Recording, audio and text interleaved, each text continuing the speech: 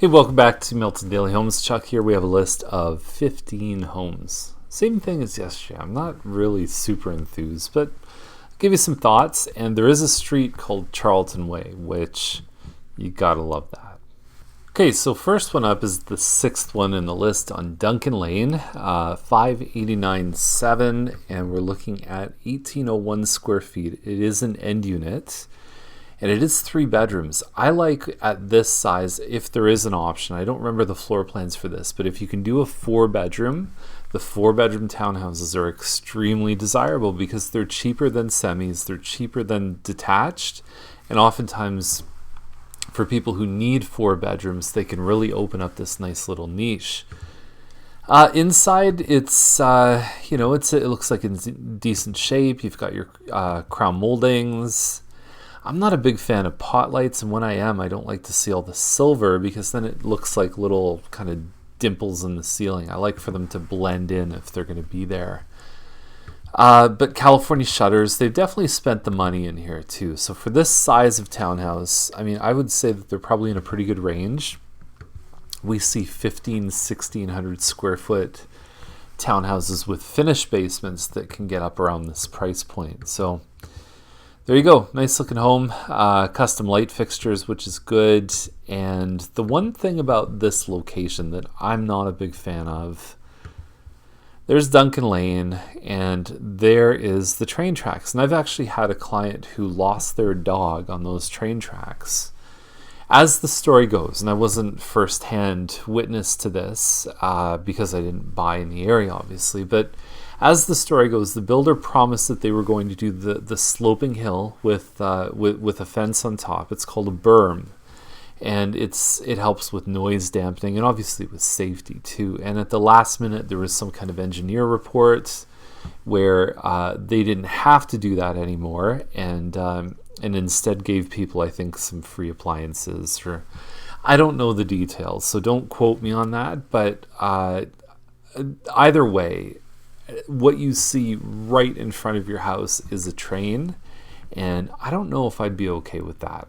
I like peace and quiet, and so for me, some people say that the train blends, like you don't even notice it after a little while, and for me, I guess it's preferred to have it in the front versus the back, although the kids' bedrooms are typically in the front of the home, the master's in the back, but it's just not my cup of tea.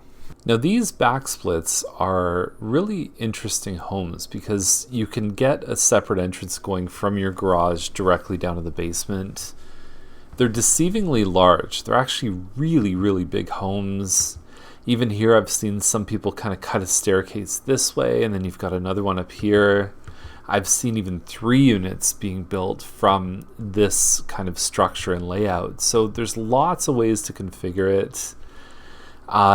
I think for young kids, the tendency is people like to look over their kids when they're older, when they're teenagers. It's almost like families kind of want their own spaces.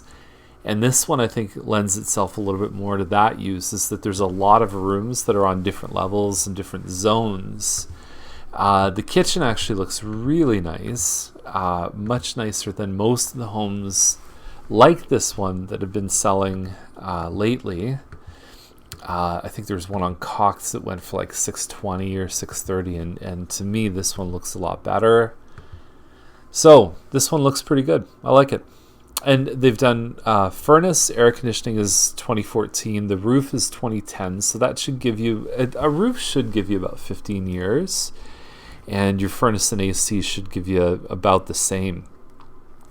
So the only question I'd have really is just the windows. And at that point, I think most of your big capital costs are taken care of. So Charles Street is kind of an interesting one. It's in probably one of the nicest downtown areas. The lot is huge. You're 134 by 115. Now, typically, the average, this is a double lot essentially. So an old Milton lot is typically about 66 by 132. So they have almost twice the width, and they have the same depth. So a parcel of land in Milton is like in the downtown core for that size. The 66ers, we usually value that at, it could be getting close to 500 now. And then you figure there's 2 of them. So this land is probably worth, in the high 6 figures. And then you've got a century home. And there are parts that are a little bit more traditional per se.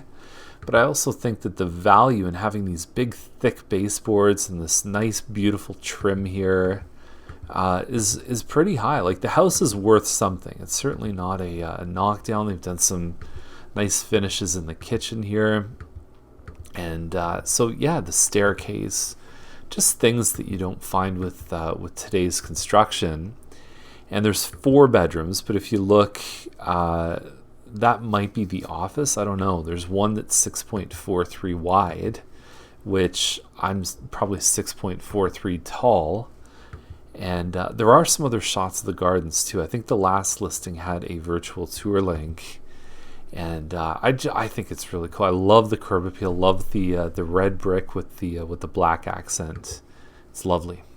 And so they were at 1.3. They're at 1.15.